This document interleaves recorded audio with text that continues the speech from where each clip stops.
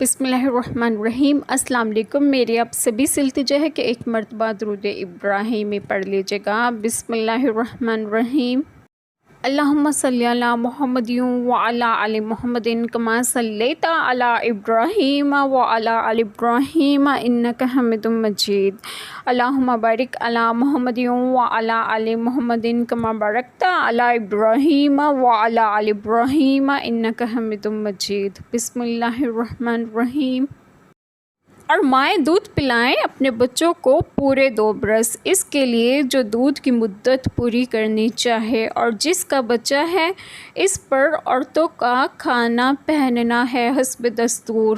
کسی جان پر بوجھ نہ رکھا جائے گا مگر اس کے مقرور بھر، ماں کو ضرر نہ دیا جائے اس کے بچے سے، اور نہ اولاد والے کو اس کی اولاد سے، یا ماں ضرر نہ دے اپنے بچے کو اور نہ اولاد والا اپنی اولاد کو۔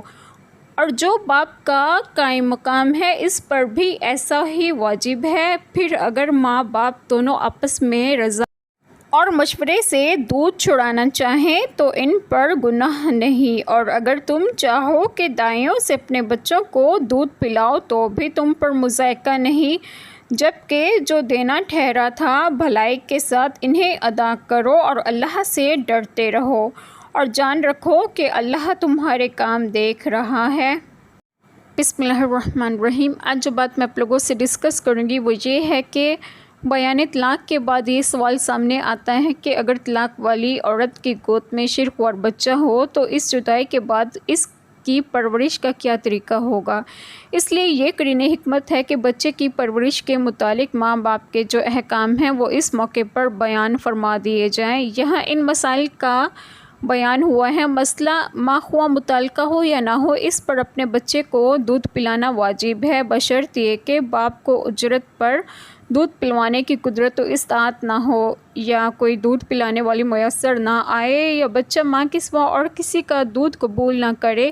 اگر یہ باتیں نہ ہوں، یعنی بچے کی پرورش خاص ماں کے دودھ پر موافق نہ ہو، تو ماں پر دودھ پلانا واجب نہیں، مستحب ہے، یعنی اس مدت کا پورا کرنا لازم نہیں۔ اگر بچے کو ضرورت نہ رہے اور دودھ چھڑانے میں اس کے لیے خطرہ نہ ہو تو اس سے کم مدت میں بھی چھڑانا جائز ہے۔ یعنی والد اس انداز بیان سے معلوم ہوا کہ نسب باپ کی طرف رجوع کرتا ہے۔ مسئلہ بچے کی پرورش اور اس کو دودھ پلوانا باپ کے ذمہ واجب ہے، اس کے لیے دودھ پلانے والی مقرر کرے، لیکن اگر ماں اپنی رغبت سے بچے کو دودھ پلائے تو مستحب ہے۔ مثلا شوہر اپنی بیوی پر بچے کے دودھ پلانے کے لیے جبر نہیں کر سکتا، اور نہ عورت شوہر سے بچے کے دودھ پلانے کی اجرت طلب کر سکتی ہے جب تک اس کے نکاح یا عدت میں رہے۔ مثلا اگر کسی شخص نے اپنی زوجہ کو طلاق دی اور عدت گزر چکی تو وہ اس سے بچے کے دودھ پلانے کی اجرت طلب کر سکتی ہے، یعنی اس کو اس کے خلاف مرضی دودھ پلانے پر مجبور نہ کیا جائے۔